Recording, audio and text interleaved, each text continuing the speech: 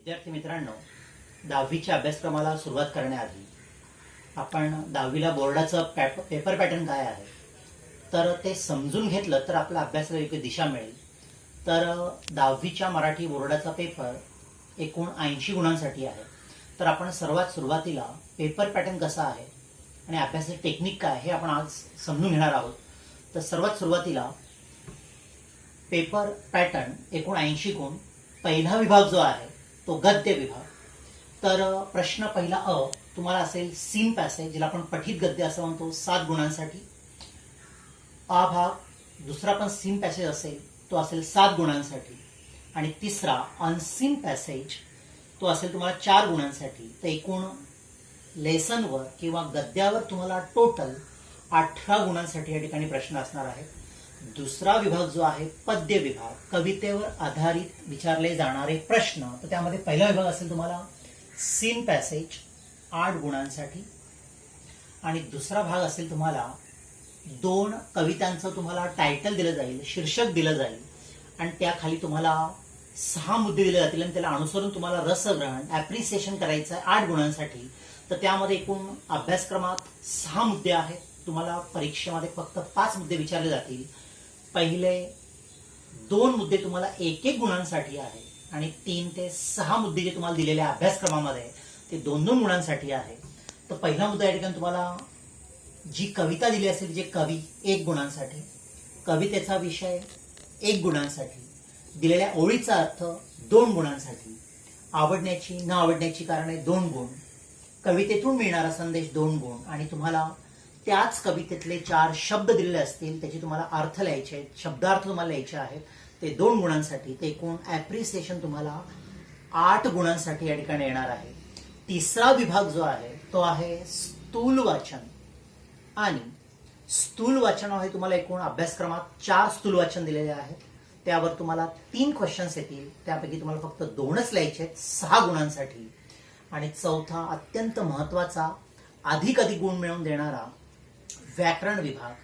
आणि ह्या वर्षी बरंचसं व्याकरण विद्यार्थी मित्रांनो खूप कमी केलेलं आहे आणि खूप इझी आणि खूप लवकरात लवकर तुम्हाला या ठिकाणी समजेल असं व्याकरण तुम्हाला अभ्यासक्रमात समाविष्ट करण्यात आलेलं आहे. त्यामध्ये पहिला भाग आहे व्याकरण घटकावर आधारित कृती. वाक्यांचे प्रकार, एकूण तुम्हाला 3 वाक्य दिलेले असतील, त्याचा फक्त आणि फक्त तुम्हाला प्रकाराचं नाव लिहायचं आहे. एकूण 4 प्रकार आहेत: आज्ञार्थी वाक्य, विधानार्थी वाक्य, प्रश्नार्थी वाक्य आणि उद्गारार्थी वाक्य. फक्त तुम्हाला प्रकारांचं नाव लिहायचं आहे 2 गुणांसाठी. वाक्य रूपांतर म्हणजे आज्ञार्थीचं उद्गारार्थी करा, उद्गारार्थीचं प्रश्नार्थी करा, प्रश्नार्थीचं विधानार्थी करा. आणि त्याचे काही नियम आहेत, ते आपण व्याकरण शिकवताना आपण ते समजून घेणार आहोत. मी तुम्हाला लिहून देणार आहे.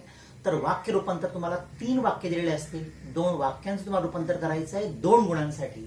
आणि तुम्हाला लेसन शिकवताना जे फ्रेजेस येतात, वाक्प्रचार येतात, त्यापैकी तुम्हाला 3 फ्रेजेस दिलेले असतील, वाक्प्रचार दिलेले असतील, त्यापैकी तुम्हाला फक्त 2 सोडवायचे आहेत.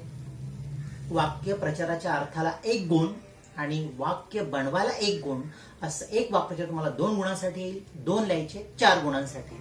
आणि दुसरा विभाग असेल तुम्हाला भाषिक घटकावर आधारित कृती.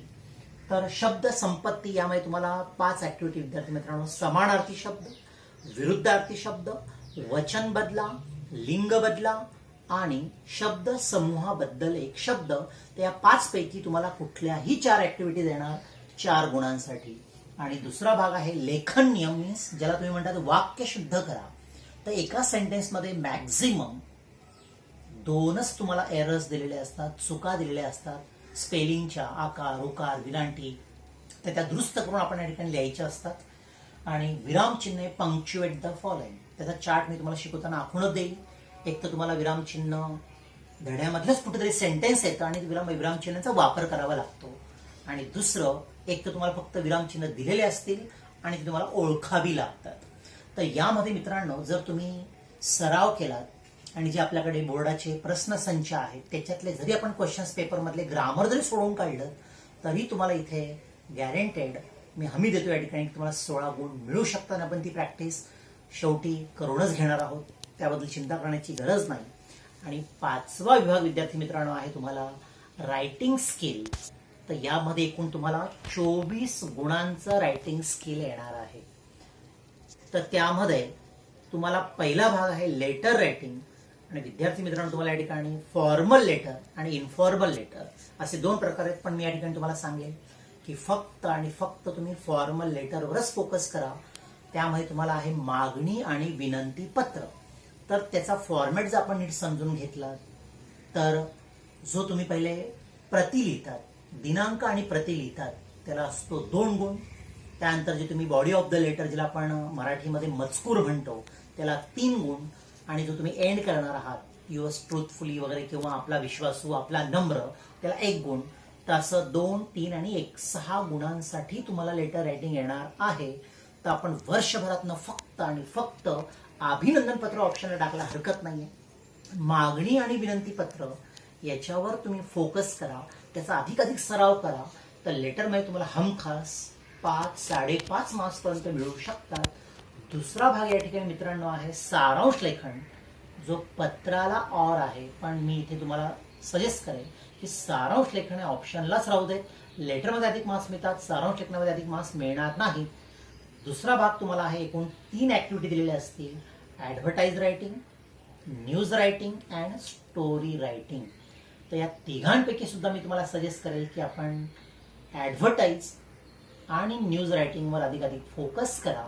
आणि हे 3 ऍक्टिव्हिटी तुम्हाला मित्रांनो आहे 10 गुणांसाठी 3 पैकी 2 ऍक्टिव्हिटी लिहायच्या आहेत. तिघेही दिलेल्या असतील. 5 गुणांसाठी 1 ऍक्टिव्हिटी असेल. तर या ठिकाणी तुम्ही ऍडव्हर्टाईज रायटिंगला आणि न्यूज रायटिंगला अधिक प्रेफरन्स द्या. आणि शेवटचा भाग असेल 8 गुणांसाठी एसे रायटिंग, जिथे तुमचे मार्क्स जातात. पण मी तुम्हाला ग्रुपवर नेहमीच महत्त्वाचे एसे टाकतोय, धड्यांवर आधारित एसे टाकतोय. त्याचा जर तुम्ही पुन्हा पुन्हा सराव केला, वाचन केलं, तर तुम्हाला निबंधामध्ये देखील चांगले गुण मिळतील. तर मी ते तुम्हाला सजेस्ट करेल की निबंधामध्ये देखील तुम्ही आत्मवृत्तावर अधिकाधिक भर द्या. आत्मवृत्ताची अधिकाधिक वर्षभरात प्रॅक्टिस करा. त्याचं सुरुवात कशी करायची, मध्य कसा असतो आणि शेवट किती परिणामकारक करायचा, त्याच्यामध्ये कोटेशन्स कुठले टाकायचे, हे सर्व मी तुम्हाला लेक्चरला सांगणारच आहे किंवा मी तुम्हाला ग्रुपवर टाकतोच आहे. तर तुम्ही एसेची, निबंधाचा देखील अधिक सराव करा. प्रॅक्टिस मेक्स मॅन परफेक्ट यानुसार रायटिंग स्किलला सरावाशिवाय पर्याय नाही. त्याच्यामुळे तुम्ही रायटिंग स्किलवर देखील भर द्या.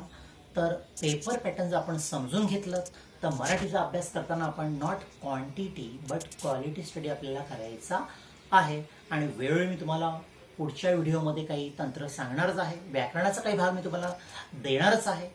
तर आधी पेपर पॅटर्नचा अभ्यास नीट समजून घ्या, पेपर पॅटर्न समजून घ्या. कारण पेपर पॅटर्न जर समजलं तर तुम्हाला अभ्यासाची एक आयडिया येईल, एक दिशा मिळेल की आपण नेमका आणि अचूक कुठल्या प्रश्नांवर, कुठल्या पोएमवर, कुठल्या लेसनवर आपण या ठिकाणी भर द्यायचा आहे. यासाठी तुम्ही पेपर पॅटर्नचा अजून एकदा अभ्यास करा. धन्यवाद.